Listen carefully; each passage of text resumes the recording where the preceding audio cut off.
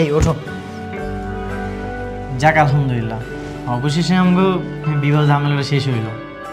এত সুন্দর একটা সম্পর্কে তুমি ঝামেলা কইতেছো? আমার ভুল হয়ে গেছে, আমাকে বিয়ের আয়োজনটা শেষ হয়েছে।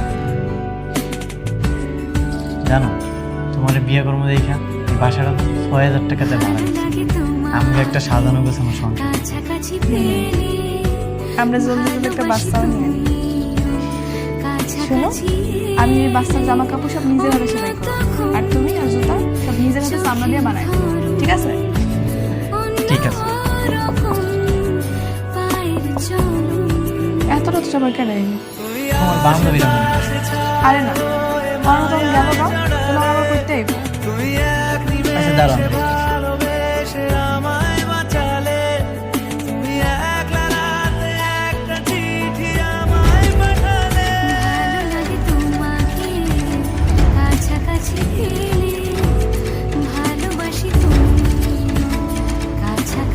স্যার আসসালামু আলাইকুম। ওয়ালাইকুম আসসালাম। রাতুল কি? স্যার আমি রাতুল। এই, ওকে নিয়ে চলো। কেন স্যার? আমার জামাই নিয়ে যাবেন কেন? তার জামাইয়ের নামে ওয়ারেন্ট আছে। সে চুন্নু শেখদারের লোকজনকে মেরে হাসপাতাল পাঠিয়েছে। স্যার এক মিনিট স্যার, ও কাউরে মারে নাই, ওই দিন ওরা অ্যাক্সিডেন্ট করছিল। আপনি যা বলার থানায় গিয়ে বলবেন, আমাকে বলে কোনো লাভ হবে না। এই, নিয়ে চলো। স্যার আমার কথাটা তো শুনেন। আরে থানায় গিয়ে স্যার, বলবেন। মিলি তুমি থানায় এসো, কিন্তু তুমি বাড়ি ফিরে যাও, ওরা তোমার একটা ঝামেলায় ফেলাইবো। না আমি যাবো না। বিনা দোষে তুমি জেলে থাকবে এটা আমি সহ্য করতে পারবো না। তুমি বুঝতে পারতেছো না, ওরা চুনমু শিকদারের লোক। আমার শাস্তি হয় হোক, তুমি বাড়ি ফিরে যাও, তুমি কোনো ঝামেলার মধ্যে জড়াও না। কেন তুমি বিনা দোষে কেন মিথ্যা মামলায় জেল থাকবা? আমি এখন তোমার ছাড়াবো। আমি আইতেছি। মিলি তুমি আমার কথাটা শোনো। স্যার, স্যার আমার স্বামীর ছাড়া দেন স্যার। আজকে আমাকে বিয়ে হয়েছে স্যার। আর স্যার বিশ্বাস করেন, ওর কোনো দোষ নেই স্যার, ওর এই মিথ্যা মামলায় ফাঁসানো হয়েছে স্যার। দেখেন, আসলে আমার এখানে কিছু করার নেই। এনার নামে অ্যাটেম্প টু মার্ডার কেস। কিসের অ্যাটেম্প টু মার্ডার স্যার? কে কারে মার্ডার করছে? কি কইতেছেন না কইতেছেন? অ্যাটেম্প টু মার্ডার মানে হত্যা করার চেষ্টা করেছে। চুন্নু শেখদারের বাতিজা ফরিদকে মেরে হাসপাতালে পাঠিয়েছে, হাত পাও ভেঙে চিকিৎসাধীন অবস্থা আছে। চুন্নু শেখদার নিজে এসে মামলা করে গেছে। এখন আপনার যদি কিছু বলার থাকে আপনি কোর্টে গিয়ে দেবেন, আমাকে বলে কোনো লাভ নেই। কেন লাভ নেই স্যার? আইন কি অন্ধ হয়ে গেছে যে কেউ এসে যার নামে কেস করে দেবার আপনি গিয়ে ধরে নিয়ে আসবেন? অবশ্যই না, আমরা প্রমাণ ছাড়া কাউকে অ্যারেস্ট করি না। আপনি কি আসলেও জানেন স্যার আসল ঘটনাটা কি? ওই ফরিদ আমারে অনেক সময় ডিস্টার্ব করে, আমার রেগুলার রাস্তাঘাটে যাওয়ার সময় আমার গায়ে হাত দিতে চায়, আমার আজে বাজে কথা কয়। ওই দিন আমার অনেক আজে বাজে কথা কইছে, আমার গায়ে হাত দিচ্ছে।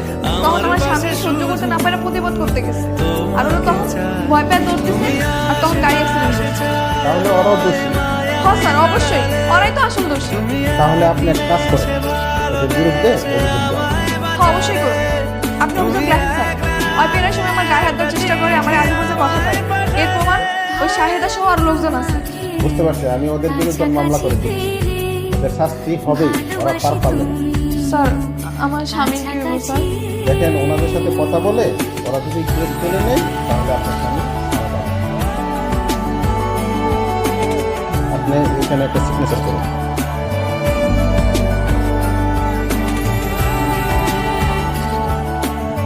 থাক, মন খারাপ করিস না, সব ঠিক হয়ে যাবে।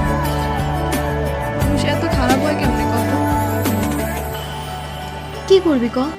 হাতের 5 আঙুল কি সমান হয়?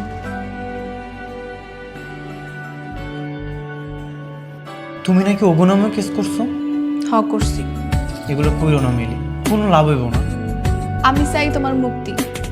তুমি এনে মিথ্যা কারণে জেল খাইটা বেড়াইবা, আর সুন্নুর লোকেরা বাইরে ঘুরে বেড়াইবো, তা তো হইবার পারে না। তুমি কোনো চিন্তা করো না, আমি উকিল সাহেবের লোক কথা কইছি। হাই কইছে যত তাড়াতাড়ি সম্ভব তোমার বাই করার চেষ্টা করো। আমি না অবাক হয়ে যেতেছি, তুমি একটা মায়া মানুষের, তোমার কত সাহস, কত কি করতেছ। তোমার জায়গায় আমি হইলে কি করবো না করবো কিছুই বুঝতে পারতাম না। এর লেগে তো জ্ঞানী লোকেরা কইছে, বিড়াল হয়ে 10 দিন বাঁচা চায়, সিংহ মতো 1 দিন বাঁচা পায়। হ্যাঁ, তুমি আমার সিংহ বউ। এই সময় শেষ, চলে আসেন। যাইতে হইব। তুমি কোনো চিন্তা করো না, অনেক তাড়াতাড়ি বাই করার চেষ্টা করবো তোমার, ঠিক আছে? আচ্ছা গেলাম।